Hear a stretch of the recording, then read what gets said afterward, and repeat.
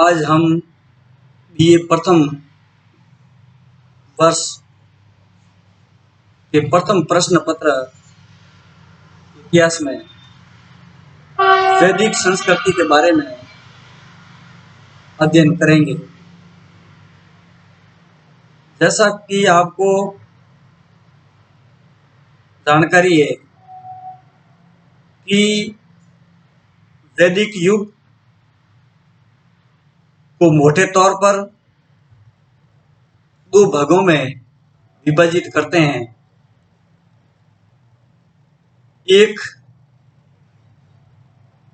वैदिक युग और उसी का पार्ट दूसरा उत्तर वैदिक युग। वैदिक युग की जानकारी हमें ऋग्वेद के आधार पर प्राप्त होती है एवं उत्तर वैदिक काल के अध्ययन के लिए हम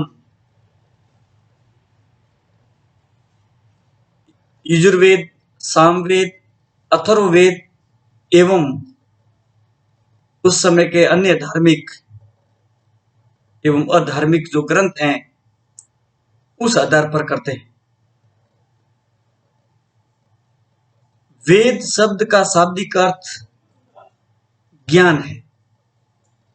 विद धातु से बना है जिसका अर्थ जानना होता है।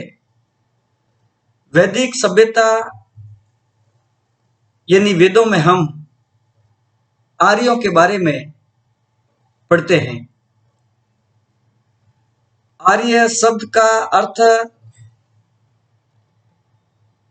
श्रेष्ठ, उत्तम, अभिजात्य, कुलीन, उत्कृष्ट इत्यादि से लेते हैं। आर्य कौन थे, कहाँ के निवासी थे, इनकी सभ्यता या संस्कृति कैसी थी, इसके बारे में हमको सामान्य जानकारी होना अति आवश्यक है। आर्यों के मूल निवास के बारे में विद्वानों के अलग अलग मत हैं, जिसमें प्रोफेसर मैक्स मुलर मध्य एशिया यानी बैक्टीरिया वाला जो भाग है उसको मानते हैं और ज्यादातर विद्वानों द्वारा इसी को स्वीकार किया जाता है कि आर्य मध्य एशिया के निवासी थे। बाल गंगाधर तिलक ने ऋग्वेद में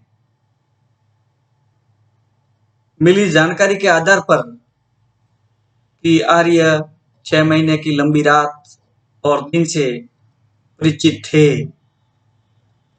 एवं अन्य स्रोतों के आधार पर उत्तरी ध्रुव को इनका मूल निवासी स्थान माना है।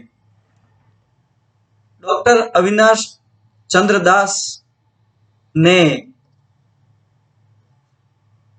भारतीय उपमहाद्वीप का सप्त सैंधव प्रदेश जो प्रमुख 7 नदियों का भौगोलिक क्षेत्र है उसको उनका निवासी स्थान माना है। प्रोफेसर गंगानाथ झा ब्रह्म ऋषि प्रदेश को आर्यों का मूल निवासी स्थान मानते हैं। दयानंद सरस्वती तिब्बत प्रदेश को आर्यों का मूल निवासी स्थान मानते हैं।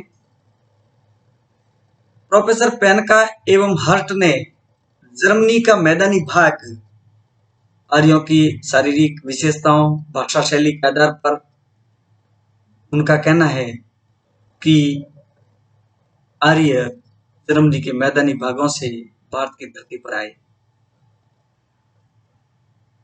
डॉक्टर राजबली पांडे भारत के मध्य देश को आर्यों का मूल निवासी स्थान मानते हैं। तो ये तो एक सामान्य जानकारी कि आर्य कहाँ के निवासी थे, उनमें सर्वश्रेष्ठ निकल करके बात आती है कि आर्य मध्य एशिया के आसपास के भौगोलिक क्षेत्र में निवास करते थे और वो आगे बढ़े। ऋग्वैदिक कालीन जो सभ्यता है वो मूलतः ग्रामीण है। प्रारंभिक आर्यों का जो धंधा व्यवसाय था वो पशु चारण था, पशुओं को पालते थे। ये प्रारंभिक स्तर पर उनका जीवन था। उत्तर वैदिक काल में खेती प्रमुख हो जाती है और पशुपालन सेकंड स्थान पर। तो ये ध्यान देने की बात यहाँ ये है कि प्रारंभिक आर्य पशुपालक थे, कृषि उनका गौण व्यवसाय था, यानी सेकंड पोजीशन पे वो कृषि करते थे। और उत्तर वैदिक काल में इसका बदलाव काफी हो जाता है और खेती प्रमुख और पशुपालन द्वितीय स्थान पर।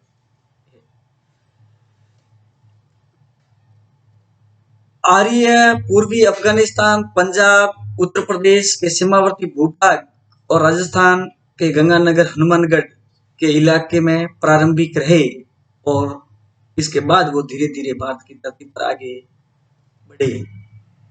आर्यों की सर्व प्रमुख सर्वाधिक महत्वपूर्ण नदी सिंधु नदी थी, लेकिन उनकी सबसे पवित्र नदी सरस्वती थी।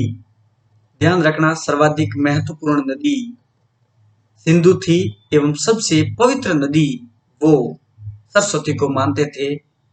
और सरस्वती के लिए कहा भी गया है कि अम्बी तमे नदी तमे देवी तमे सरस्वती। आर्य की जानकारी के लिए पुरातत्व भी सामग्री संकलित की गई है, जिसमें मृदभांड प्रमुख हैं और चित्रित धूसर मृदभांड जो मिले हैं वो वैदिक संस्कृति के प्रतीक हैं।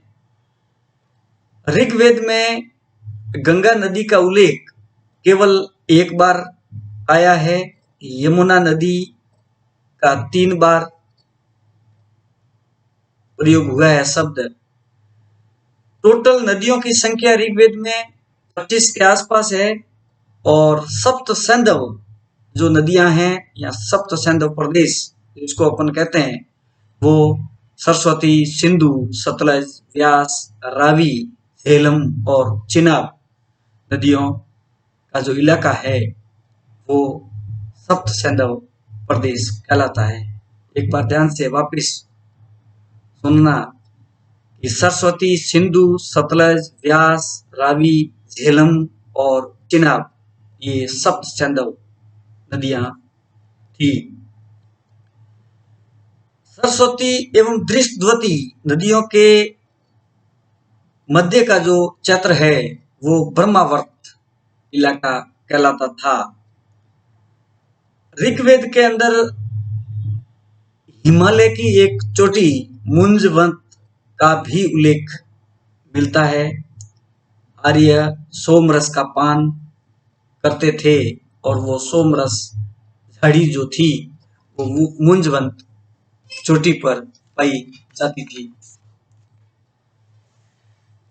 ऋग्वेद में नदियों के नाम प्राचीन काल में थोड़े से अलग हैं, जो वर्तमान में भिन्नता लिए हुए हैं। तो सतलज नदी का उस समय शतुद्री नदी नाम था, चिनाब का अस्किनी था, व्यास का विपाशा था, काबुल का कुबा था,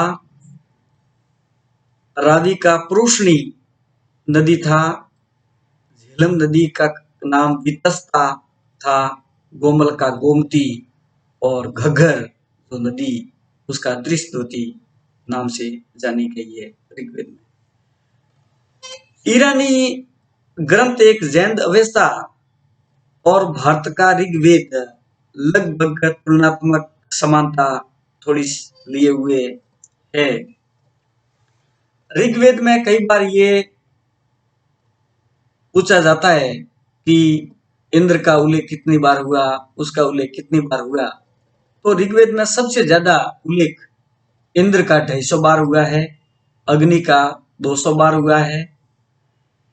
गोत्र शब्द ऋग्वेद से आया है। राजा का उल्लेख 1 बार हुआ है। ब्राह्मण का उल्लेख 15 बार, क्षत्रिय 9 बार, वैश्य 1 और शूद्र 1 बार प्रयुक्त हुआ है। गाय का उल्लेख 176 बार हुआ है, अश्व का 215 बार। तो आर्यों का प्रिय पशु घोड़ा था। आर्य घुड़सवारी करते थे और इसका सबसे ज्यादा शब्द प्रयुक्त हुआ है। कल हम उनके सामाजिक, राजनीतिक और धार्मिक जीवन के बारे में अध्ययन करेंगे।